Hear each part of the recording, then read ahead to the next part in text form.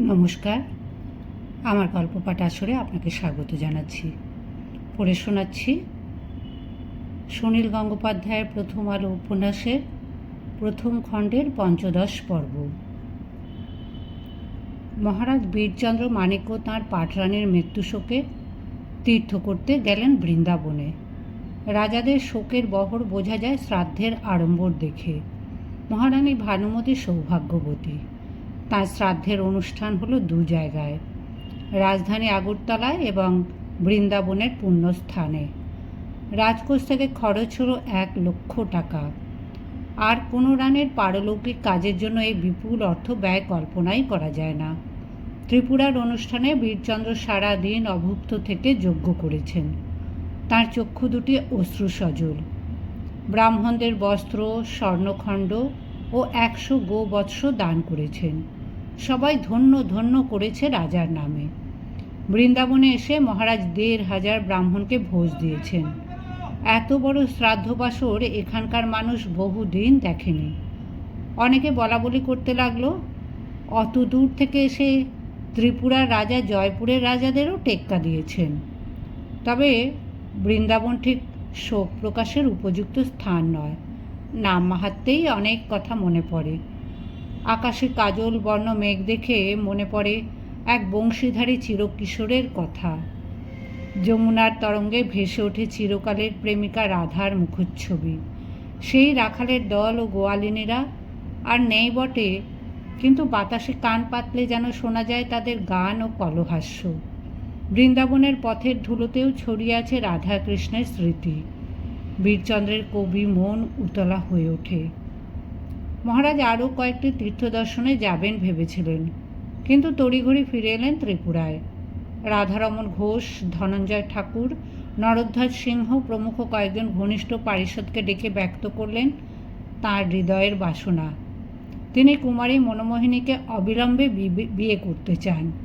এই বিবাহ নিছক ইন্দ্রিয় সুখের জন্য নয়। এই প্রৌঢ় বয়সে তিনি আবার বরের টোপর মাথায় দিতে চান নেহাত বাধ্য হয়ে, এক মহান দায়িত্ব পালনের জন্য। মৃত্যুর আগে মহারানী ভানুমতী তাঁর এই ইচ্ছে জানিয়ে গেছেন। মহারানীর শেষ ইচ্ছে পালন করা তাঁর অবশ্য কর্তব্য। এ প্রস্তাব শুনে কেউই বিস্মিত হলেন না। রাধারমণ বললেন, তাহলে কন্যাটিকে তার পিত্রালয়ে পাঠিয়ে দেওয়া হোক। আগামী বছর শুভ দিনক্ষণ দেখে তাকে বাধা দিয়ে নরধ্বজ বলেন, আগামী বৎসর? এত দেরি করতে হবে কেন? বীরচন্দ্র হাসতে লাগলেন। নরধ্বজ বললেন, শুভস্য শীঘ্রম, এই মাসেই শুভ দিন আছে।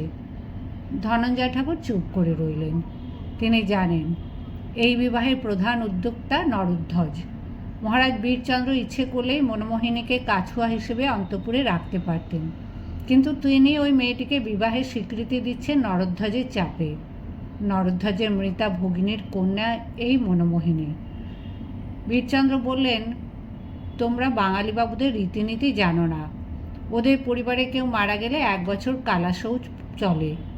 কি ঘোষমশাই, তাই না? বিয়ের কোণে আসে বাপের বাড়ি থেকে, তাই ও মনকে এখন বাপের বাড়ি পাঠিয়ে দিতে বলছে। নরধ্বজ অপ্রসন্নভাবে বললেন, বাঙালি বাবুদের রীতি এ রাজ্যে চলবে কেন? বউ মরে গেলে কি কেউ আর সন্দেশ খায় না? সন্দেশ খাবার ইচ্ছে হলো আজ, আর খাবে 1 বছর পরে? এসব আমরা বুঝি না। এই বিচিত্র উপমা শুনে রাধারমণ চুপ করে গেলেন। ধনঞ্জয় ঠাকুর বললেন, ক্ষত্রিয়দের স্ত্রী বাপের বাড়ি থেকে সেজে গুজে দোলায় চেপে আসে না। ক্ষত্রিয়রা কন্যা লুণ্ঠন করে আনে। নরধ্বজ বললেন, আমাদের মতে 25 তারিখটাই একটা শুভ দিন। সেদিনই তাহলে ব্যবস্থা করা যাক। আমার ইচ্ছা একটা ইংলিশ ব্যান্ড পার্টি আনা হোক চিটাগাং থেকে। ঘোষমশাই, তাতে কত খরচ পড়বে? রাধারমণ গলা খাঁকারি দিয়ে বললেন, মহারাজ সম্প্রতি বৃন্দাবন ঘুরে এলেন। 2টি শ্রাদ্ধ অনুষ্ঠানে অনেক খরচ হয়েছে। রাজকোষে বিশেষ অর্থ নেই। বালিশিরার পাহাড় ইংরেজ কোম্পানিকে ইজারা দিয়ে যে 1,00,000 মুদ্রা পাওয়া গিয়েছিল, তারও কিছু আর অবশিষ্ট নেই। সেই জন্যই আমি বলছিলাম, উৎসবটা যদি আর কিছুদিন পরে করা যায়। বীরচন্দ্র বললেন, না না, ওসব ইংলিশ ব্যান্ড ফ্যান্ড মোটেই চাই না। ধুমধাম করে বড়গোছ উৎসবের প্রয়োজন নেই, নম করে বিয়ে সারতে হবে। পুরুতরা শ্রাদ্ধের সময় অনেক কিছু পেয়েছে, সব এখনও হজম হয়নি। এবারে তাদের হাতে 2-5 টাকা গুঁজে দেবে। ভানুমতির অলঙ্কারের অর্ধেক রেখে দেওয়া হবে সমরের বউয়ের জন্য, বাকি অর্ধেক মনও পাবে। নতুন গয়নাগাটিও গড়াতে হবে না। নরধ্বজ, 25 তারিখ কেন? আরও আগে দিন নেই? এই সপ্তাহের মধ্যেই দেখো না। ধনঞ্জয় বললেন, তা ঠিক, সন্দেশ খাবার জন্য 25 তারিখ পর্যন্তই বা অপেক্ষা করতে হবে কেন? আগামী মঙ্গলবার অর্থাৎ আর 5 দিন পরেই বিবাহের লগ্ন নির্ধারিত হয়ে গেল। প্রস্তুতি শুরু হয়ে গেল সঙ্গে সঙ্গে। অন্দরমহলে চলল নানা রকম কানাকানি। অনুরানীরা ঠোঁট বেঁকে কুৎসা ছড়াতে লাগলো মনোমোহিনীর নামে। এ মেয়ে যখন তখন প্রাসাদের বাইরে যায়, অন্য পুরুষদের সঙ্গে কথা বলে। এমন মেয়ে রাজরানী হবার যোগ্যই নয়। রাজকুমারীরাও এই দস্যি স্বভাবের কিশোরীকে তেমন পছন্দ করে না। ভানুমতির মৃত্যুর পর তারা মনোমোহিনীকে নানা ছুতোয় নিপীড়ন শুরু করেছিল। একজন তো ঝগড়া বাঁধিয়ে কাঁচি দিয়ে কেটে দিয়েছিল মনোমোহিনীর অনেকখানি চুল। এখন তারা সন্ত্রস্ত হয়ে উঠল। মনোমোহিনী পাটরানী হয়ে বসলে তাদের ওপর প্রতিশোধ নেবে।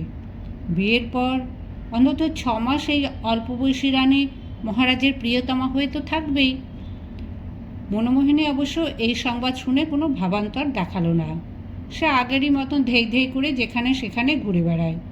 বিরজা নামে এক মাসি সম্পর্কিয়ার সঙ্গে সে রাত্রে শোয়। বিরজা তাকে রানী হিসেবে যোগ্য করে তোলার জন্য নানান উপদেশ দেবার চেষ্টা করল বটে, কিন্তু কে শোনে কার কথা। বীরচন্দ্রের বৈধ পুত্রকন্যার সংখ্যা 25। 9 জন পুত্রের মধ্যে রাধাকিশোর যেমন জ্যেষ্ঠ, রাজকুমারীদের মধ্যে তেমনই অনঙ্গমোহিনীরই জন্ম হয়েছে সকলের আগে। যুবরাজ রাধাকিশোরের বয়স এখন 20। অনঙ্গমোহিনীর জন্ম হয়েছে সকলের আগে। অনঙ্গমোহিনীর বয়স 23। অনঙ্গমোহিনীর স্বামী গোপীকৃষ্ণ ঠাকুর এ রাজ্যের একজন উজির। অনঙ্গমোহিনী শৈশব থেকেই তার পিতার খুব প্রিয়। প্রথম সন্তানের প্রতি সব পিতারই বিশেষ টান থাকে। অনঙ্গমোহিনী নিজের চেষ্টায় লেখাপড়া শিখেছে, সেও কবিতা রচনা করে। ত্রিপুরার রাজকবি মদন মিত্তিরের মতে অনঙ্গমোহিনীর কবিতা অতি উচ্চাঙ্গের। কলকাতার পত্রপত্রিকায় ছাপা হলে অবিলম্বে তার খ্যাতি ছড়িয়ে যাবে।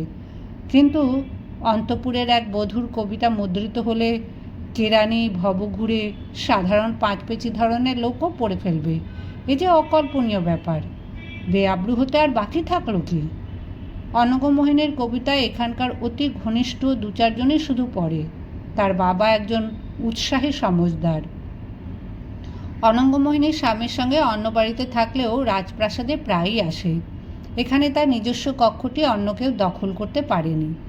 অন্দরমহলের মহিলাদের কলহে অনঙ্গমোহিনী হস্তক্ষেপ করে, দৃঢ়ভাবে মতামত দেয়। তার কথা কেউ সহজে অগ্রাহ্য করতে পারে না। সকলেই জানে মহারাজ তাঁর এই প্রিয় কন্যাটির কথার গুরুত্ব দেন। পিতার এই আকস্মিক নতুন বিবাহের বাসনা অনঙ্গমোহিনীর একেবারেই পছন্দ হলো না। ভানুমতির সঙ্গে অনঙ্গমোহিনীর বনিবনা ছিল না। ভানুমতিরই মনোনীতা একটি পুঁচকে মেয়ে তার মাতৃস্থানীয় হবে, এটা অনঙ্গমোহিনী মেনে নিতে পারে না কিছুতেই। মণিপুরীদের দাপটে আর একটি মণিপুরী কন্যাকে যদি রাজপরিবারে বধূ হিসেবে আনতেই হয়, তাহলে যুবরাজ রাধাকিশোরের সঙ্গেই তো তার বিয়ে দেওয়া যেতে পারে। রাধাকিশোরের এক স্ত্রী আছে অবশ্য, কিন্তু রাজা হবার পর তার রানীর সংখ্যা তো বাড়বেই। অনঙ্গমোহিনী ভাইকে নিজের কক্ষে ডেকে পাঠালো। যুবরাজ রাধাকিশোরের শরীর তার পিতার মতন বৃহদাকার নয়।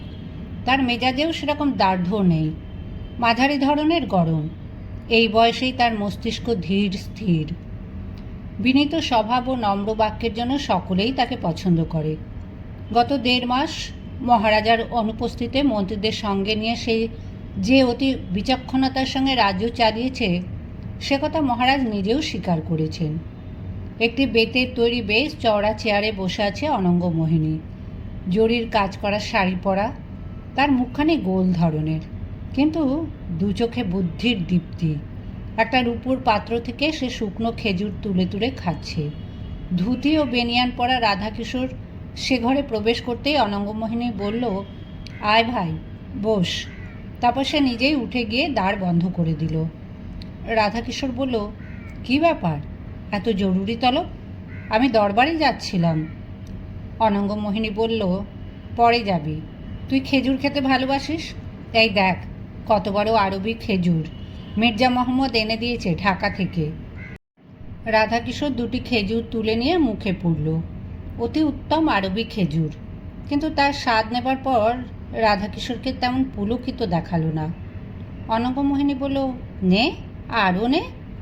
রাধাকিশোর বলল, না, আর থাক। ছোটবেলায় এই খেজুর সত্যিই আমার খুব প্রিয় ছিল।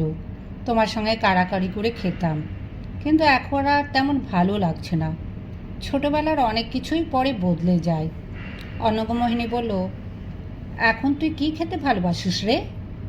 সেসব কথা পরে হবে, এখন তোমার কাজের কথাটা বলো তো দিদি, আমার তাড়া আছে। শোন রাধু, তোকে আর একটা বিয়ে করতে হবে। তা তুমি আদেশ করলে আর একটা বিয়ে করব, এ আর বড় কথা কি? তোমার শ্বশুরবাড়ির কোনো সমর্থ ননদ আছে বুঝি? অলংকার আদি যদি ভালো মতন দেয়, ছাদনার তলায় গিয়ে বসে পড়ব। আমার কোনো ননদের কথা নয়, ওই যে মণিপুরি মেয়েটা মনোমোহিনী, বেশ ডাগর চেহারা, তুই ওকে বিয়ে করছিস না কেন? যেন চোখের সামনে একটা সাপ দেখেছে, এইভাবে শিউরে উঠল রাধাকিশোর। চক্ষু দুটি বিস্ফারিত করে চেয়ে রইল কয়েক মুহূর্ত, তারপর বলল, তুমি কি বলছো দিদি? ওর সঙ্গে কার বিয়ে ঠিক হয়েছে শোনোনি? অনঙ্গমোহিনী বলল, শুনবো না কেন? আমি বাবাকে বুঝিয়ে বলবো। ও মেয়েটির সঙ্গে তোর বিয়ে হলেই ভালো হবে। রাধাকিশোর আতঙ্কিত মুখে দরজা জানলাগুলির দিকে একবার চেয়ে দেখলো কেউ শুনছে কি না। তারপর কাছে এসে ফিসফিস করে বলল, তুমি কি আমার সর্বনাশ করতে চাও দিদি? তোমার মুখে ও কথা শোনা মাত্র বাবা ভাববেন ও মেয়েটার উপর আমার বুঝি লোভ আছে। ভরতের কি হয়েছে তুমি জানো না? বড় রানীর মৃত্যুর আগে থেকেই ও মেয়েটির প্রতি পিতা ঠাকুরের আসক্তি হয়েছে। তিনি ওকে বিয়ে করতে বদ্ধপরিকর। খবরদার, তুমি ওরকম কথা আর ভুলেও উচ্চারণ করো না। অনঙ্গমোহিনী খানিকটা অপ্রস্তুত হয়ে গেল। এসব বিষয়ে সে কিছুই জানত না। সে জিজ্ঞেস করল, ভরতকে? রাধাকিশোর বলল, সে ছিল একটা কাছুয়ার ছেলে। যতদূর জানি সে অতি নিরীহ, পড়াশোনা নিয়ে থাকতো। ওই মেয়েটা তার সঙ্গে আশনাই করতে গিয়েছিল। একটু জানাজানি হতেই সে ছোঁড়াটাকে খতম করে দেওয়া হয়েছে। ও মেয়ে বিষ কন্যা, যাকে ছোঁবে। আমার সঙ্গেও ভাব জমাতে এসেছিল। আমি চেঁচিয়ে মেঁচিয়ে লোকজনদের শুনিয়ে তাকে ধমকেছি। বাপরে বাপ, এমন কথা আর বলো না দিদি। অনঙ্গমোহিনী বিরক্তি মাখা মুখ নিয়ে একটুক্ষণ চুপ করে রইল। তারপর বলল, কিন্তু তুই বুঝতে পারছিস না রাধু, ওই মেয়েটা যদি পাটরানি হয়ে বসে তাহলে কি বিপদ হবে? ও সমরেন্দ্রর মাসি হয়। ওরা দুজনে মিলে আমাদের বিরুদ্ধে ষড়যন্ত্র করবে, বাবার মনটা ঘোরাবার চেষ্টা করবে। এবার রাধাকিশোরের মুখে ক্ষীণ হাসি ফুটে উঠল। আর একটা খেজুর মুখে দিয়ে বলল, ষড়যন্ত্রকে কি ভয় পেলে চলে? সর্বক্ষণই তো কিছু না কিছু চলছে। নিজের বুদ্ধির ওপর ভরসা রাখতে হয়।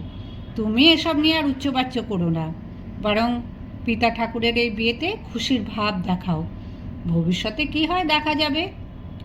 অনঙ্গমোহিনী উঠে দাঁড়িয়ে বলল, ভবিষ্যতে সবসময় আমি তোর সঙ্গে থাকবো রাধু, আমাকে জানাবি সব কথা। এই বিবাহের আরেকটি বাধা এলো সম্পূর্ণ অন্য দিক থেকে। বড় উৎসব না হলেও কয়েক সহস্র মুদ্রা তো ব্যয় হবেই।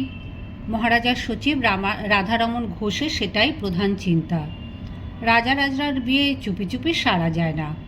রাজধানীর প্রধান ব্যক্তিদের আমন্ত্রণ জানাতে হবে, হাতি ঘোড়ার মিছিল বের হবে, মহারাজার নতুন সাজসজ্জা বানাতে হবে। পুরনো পোশাকে বিয়ে হয় না। রাজকোষের অবস্থা ভালো নয়। প্রজাদের কাছ থেকে বকেয়া কর আদায়ের জন্য ঘোষমশাই জোর চেষ্টা চালাচ্ছেন। এজন্য তাকে ছুটতে হচ্ছে রাজধানী ছেড়ে বাইরের বিভিন্ন অঞ্চলে। একদিন দুপুরবেলা ঘোষমশাই স্নানাহারির জন্য ফিরলেন নিজের বাড়িতে। সারা সকাল বিভিন্ন কর্মচারীদের সঙ্গে আলাপ আলোচনা চালাতে হয়েছে, সেজন্য তিনি কিঞ্চিত ক্লান্ত। তার পরিবার এখানে নেই, তিনি একা থাকেন। সিঁড়ি দিয়ে উঠে এসে পোশাক ছাড়বার জন্য নিজের ঘরের দিকে যেতে যেতে তিনি বৈঠকখানে কিসের যেন একটা শব্দ পেলেন। উঁকিতে দেখলেন তক্তপোষের ওপর বসে আছে এক আগন্তুক। ধুতির ওপর কাপালিকদের মতন টকটকে লাল রঙের একটা লম্বা আলখাল্লা পরা, মুখে জ্বলন্ত চুরুট, একখানি বইয়ের পাতা উল্টাচ্ছে মনোযোগ দিয়ে। ঘোষমশাই দরজার কাছে এসে দাঁড়াতেই আগন্তুকটি মুখ ফিরিয়ে কাষ্ঠ হাসি দিয়ে বললেন, দ্বীপ্রহরের প্রণাম। কেমন আছো হে ঘোষজা? অনেকক্ষণ বসে আছি তোমার জন্য। রাধারমণ ঘোষের মুখমণ্ডলে তার অন্তরের অনুভূতির প্রকাশ সহজে ঘটে না। ভাব গোপন করার জন্য তিনি প্রসিদ্ধ, কিন্তু এই ব্যক্তিটিকে দেখে তিনি যেন সর্বাঙ্গে চমকিত হলেন। অস্ফুট স্বরে বললেন, কৈলাস? আগন্তুক বললেন, কেন, চিনতে পারছো না নাকি? আমার এই চাঁদ বদনখানির তেমন তো বিশেষ পরিবর্তন হয়নি। মাঝে কিছুদিন দাঁড়িয়ে রেখেছিলাম, পোষালো না। গরমের সময় বড় কুটকুট করে। এসো এসো, বসো। খুব অবাক হয়েছে মনে হচ্ছে। এখন অবধি সাদর সম্ভাষণও করলে না। তক্তপোষের অন্য কোণে বসে রাধারমণ শুষ্ক কণ্ঠে জিজ্ঞেস করলেন, কী ব্যাপার কৈলাস?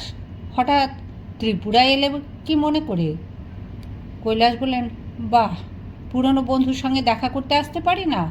তুমি কেমন আছো দেখতে এলাম। তা বেশ ভালোই তো গুছিয়ে বসেছ মনে হচ্ছে। বোধ করি এ রাজ্যের প্রধানমন্ত্রী হবার পথে তোমার আর কোনো প্রতিবন্ধক নেই। রাধারমণ মুখ নিচু করে দ্রুত চিন্তা করতে লাগলেন। কৈলাসচন্দ্র সম্পর্কে তাঁর একটা অপরাধ বোধ আছে। ত্রিপুরায় আসারও আগে কৈলাসচন্দ্রের সঙ্গে তাঁর পরিচয়। এখানে এসে কৈলাসচন্দ্রই ছিলেন তাঁর প্রথম বন্ধু। কৈলাস বুদ্ধিমান, লেখাপড়া জানা মানুষ, ইতিহাস সচেতন। তার সঙ্গে কথা কয়ে সুখ ছিল।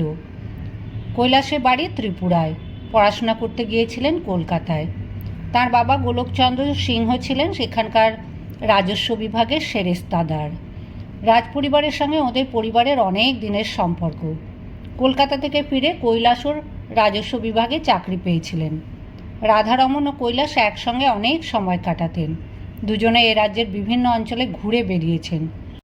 হঠাৎ এক সময় মহারাজ বীরচন্দ্রের সঙ্গে কৈলাসের মনান্তর ও শত্রুতা শুরু হয়ে গেল।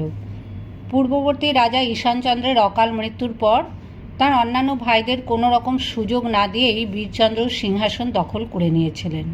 অন্য দুই ভাইয়ের সঙ্গে মামলা মোকদ্দমা জিতে আইনসঙ্গত করে নিয়েছিলেন নিজের অধিকার। রাজত্ব বেশ ভালোই চালাচ্ছিলেন বীরচন্দ্র। কিছুদিন পর আবার একটা ঝঞ্ঝাট শুরু হলো। ঈশানচন্দ্রের নাবালক পুত্র নবদ্বীপচন্দ্র বয়প্রাপ্ত হতেই একটি গোষ্ঠী থেকে দাবি তোলা হলো তার পক্ষে। আগেকার রাজার ছেলেই যখন উপযুক্ত হয়েছে, তখন সেই তো সিংহাসনের উত্তরাধিকারী। কাকা বীরচন্দ্র এতদিন অভিভাবক হিসেবে রাজ্য চালিয়েছেন, বেশ ভালো কথা। এবার তিনি সরে আসুন। কিন্তু একবার সিংহাসন পেলে কে তা ছাড়ে? তাছাড়া বীরচন্দ্র মনে করেন ব্যক্তিত্বহীন বালক নবদ্বীপচন্দ্রের চেয়ে রাজা হিসেবে তিনিই অনেক বেশি যোগ্য। কৈলাস চলে গেল নবদ্বীপচন্দ্রের পক্ষে। প্রবল আন্দোলন শুরু করলো এবং রাধারমণকেও টানার চেষ্টা করলো নিজের দলে। কিন্তু রাধারমণের রাজনীতির জ্ঞান তীক্ষ্ণ। তিনি বুঝেছিলেন রাজনীতিতে ন্যায় অন্যায়ের সূক্ষ্ম বিচার চলে না। আখের গুছিয়ে নিতে হলে যে বেশি ক্ষমতাশালী তার পক্ষেই থাকতে হয়। রাষ্ট্রযন্ত্র এবং পুলিশ বীরচন্দ্রের হাতে। তাঁকে হটিয়ে নবদ্বীপচন্দ্রের পক্ষে সিংহাসন দখল করার সম্ভাবনা খুবই ক্ষীণ। সুতরাং নিছক আবেগের বশে নবদ্বীপচন্দ্রকে নিয়ে মাতামাতি অর্থহীন। বন্ধুর পাশ থেকে সরে গেলেন রাধারমণ। এমনকি বিধবা রানী ও নবদ্বীপচন্দ্রকে যখন কারারুদ্ধ করা হলো, কৈলাসের চাকরি কেড়ে নিয়ে তাকে আরও কঠিন শাস্তি দিতে উদ্যত হলেন বীরচন্দ্র।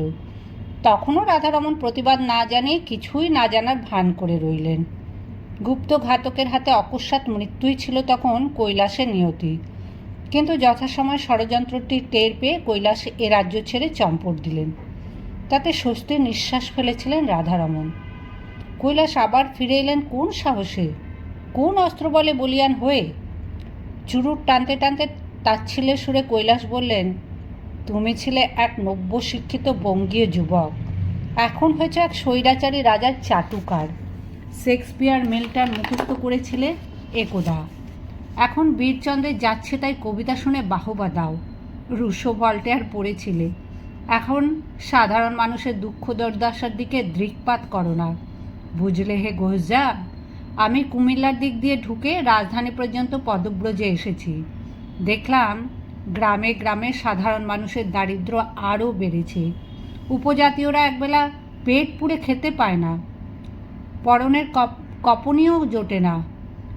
এক জায়গায় চোখে পড়ল শীর্ণকায় একদল মেয়ে মদ্দার জঙ্গল থেকে কচুর মূল তুলে এনে তাই সেদ্ধ করে খাচ্ছে।